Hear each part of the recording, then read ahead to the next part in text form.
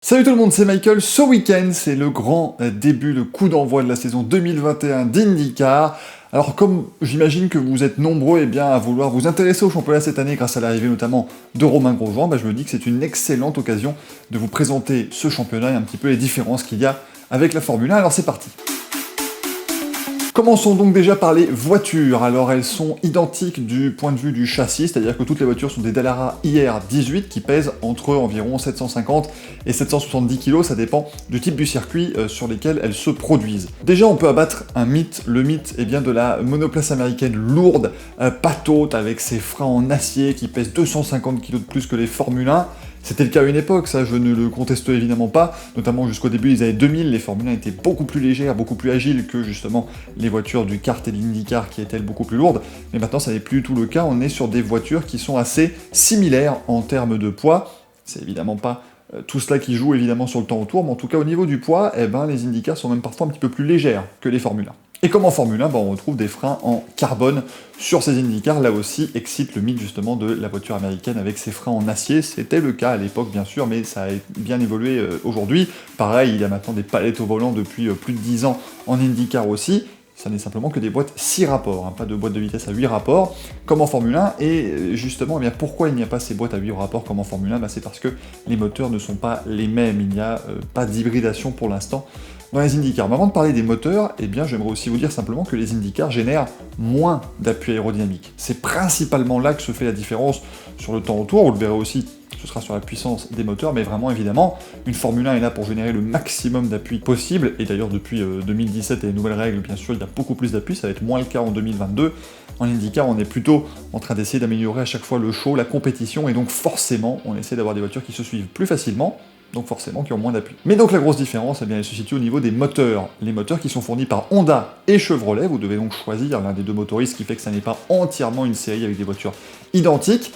Les moteurs font environ entre 575 et 675 chevaux, là aussi ça dépend des circuits. 675 ce sera plutôt sur les circuits routiers et urbains, avec également un push-to-pass qui permet aux pilotes d'actionner un petit peu plus de puissance supplémentaire plusieurs fois dans la course pour notamment dépasser ou pour se défendre sur un dépassement bien sûr. Ces moteurs ne sont donc pas hybrides, mais ce sont tout de même des V6 biturbo 2 litres 2, donc un petit peu plus de cylindrée que ce qu'on retrouve en Formule 1. Les moteurs fonctionnent à l'éthanol E85, fut une époque, a commencé en 2007, les IndyCars étaient à 100% à l'éthanol, depuis on s'est un petit peu plus calqué sur ce qu'on retrouve majoritairement, à la pompe à essence tout simplement, quand vous voulez justement utiliser votre voiture à l'éthanol, souvent vous allez mettre de l'E85, c'est donc ce qui est utilisé en IndyCar, pas donc d'essence traditionnelle pour le moment. Au niveau des monoplaces, la grosse différence, on la retrouvera surtout au niveau du pilotage, parce que les IndyCars sont dépourvus de direction assistée, c'est-à-dire qu'il faut vraiment avoir de sacrés bras pour pouvoir les piloter, et puis évidemment, ça se voit comme le nez au milieu de la figure, il y a un dispositif de protection du pilote, la Formule 1 a donc choisi le Halo en 2018, l'IndyCar depuis 2020 utilise l'aéroscreen développé par Red Bull Advanced Technologies, c'est un petit peu ce qu'on avait vu en Formule 1 en 2016, vous vous souvenez, lors des essais du Grand Prix de Russie avec Daniel Ricciardo sur sa Red Bull, donc ça a bien évolué, maintenant c'est en fait un halo avec dessus un pare-brise en plexiglas qui permet d'intercepter toutes sortes de débris, des plus petits aux plus gros. En Europe, on a cette image des courses américaines sur ovale toutes les semaines, mais en fait cette image-là, c'est de la NASCAR, c'est pas du tout de l'IndyCar. En IndyCar, il y a tout type de circuits, il y a des ovales, oui, bien sûr, mais il ne compte que pour 4 courses en 2021 sur les 17 du championnat. Tout le reste, ça se dispute sur des circuits routiers ou urbains, des choses qu'on a plutôt l'habitude de voir en Europe. Et surtout, ce qui fait plaisir à beaucoup de gens qui suivent l'IndyCar, c'est que ce sont des circuits véritablement à l'ancienne. On retrouvera ce week-end le Barber Motorsports Park, un circuit avec beaucoup de changements d'élévation, beaucoup d'ondulations, pas mal d'herbes tout autour, un cadre absolument magnifique, mais on se produit également notamment, un Road America, qui est un petit peu le Spa-Francorchamps américain, superbe circuit de plus de 6 km, on y roule en IndyCar, et évidemment, notamment en fin de saison, on va toujours à Laguna Seca maintenant depuis quelques années. Laguna Seca, si vous avez poncé Gran Turismo à l'époque, vous le connaissez très bien. Et si vous ajoutez à cela des pistes urbaines difficiles comme Saint Petersburg, Detroit, Long Beach, où se disputera la finale du championnat 2021, et c'est une des courses absolument incroyables, c'est le Monaco America, vous ajoutez donc ces courses-là, également des ovales difficiles comme le Texas, Indianapolis pour les 500 miles, et vous avez un calendrier super varié. C'est sur les pilotes que j'aimerais mettre en avant une autre différence entre l'IndyCar et la Formule 1.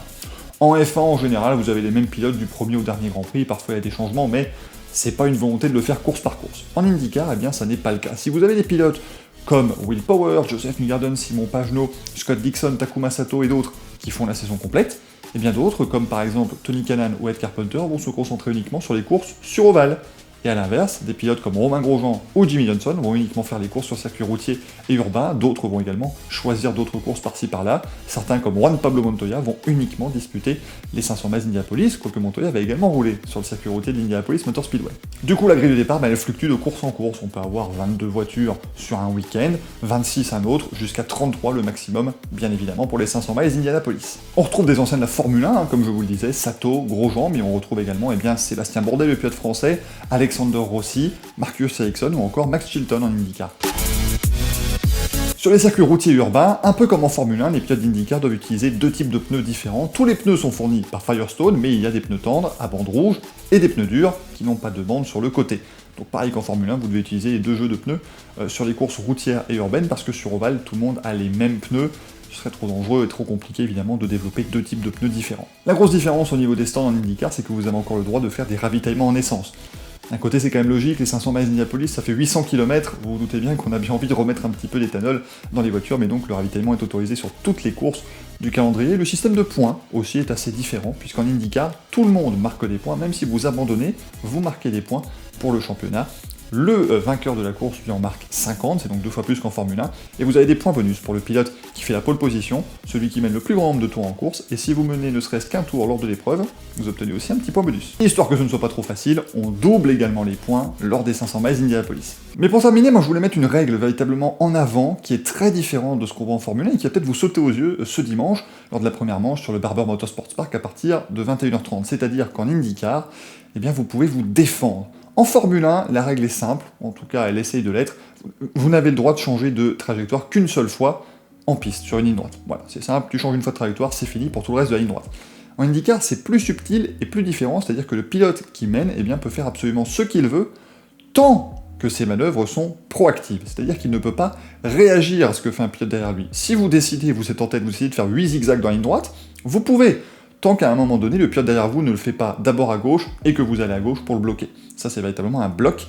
Et je mets cette règle en avant, pourquoi ? Parce qu'à mon avis, c'est peut-être ça que la Formule 1 devrait faire, et c'est pour moi la bonne règle, c'est-à-dire que le pilote devant a le droit de se défendre, le droit d'essayer tout ce qu'il peut pour éviter de se faire dépasser, mais par contre, le pilote derrière a toujours la chance d'aller tenter un dépassement, puisque si il se fait véritablement bloquer sur un mouvement réactif, eh bien, le pilote de devant est comme d'un drive-thru, comme en Formule 1. J'espère que vous comprenez un petit peu mieux maintenant cette superbe compétition qu'est l'IndyCar. Je n'ai fait que brosser un tableau très général. Si vous avez des questions plus particulières, n'hésitez pas à les poser en commentaire, hein. J'y répondrai bien évidemment. Le début de la saison, c'est donc ce dimanche à 21h30 sur l'antenne de Canal+ Sport. Si jamais vous ne pouvez pas regarder cette course, n'oubliez pas que je vous diffuse, vous pouvez d'ailleurs retrouver ceux de la saison 2020, je vous diffuse les résumés de chaque épreuve sur ma chaîne YouTube, et en français. C'est quand même une super raison pour s'abonner, pour activer la cloche, et pour revenir très vite sur cette chaîne YouTube pour les prochaines vidéos. À la prochaine, ciao ciao.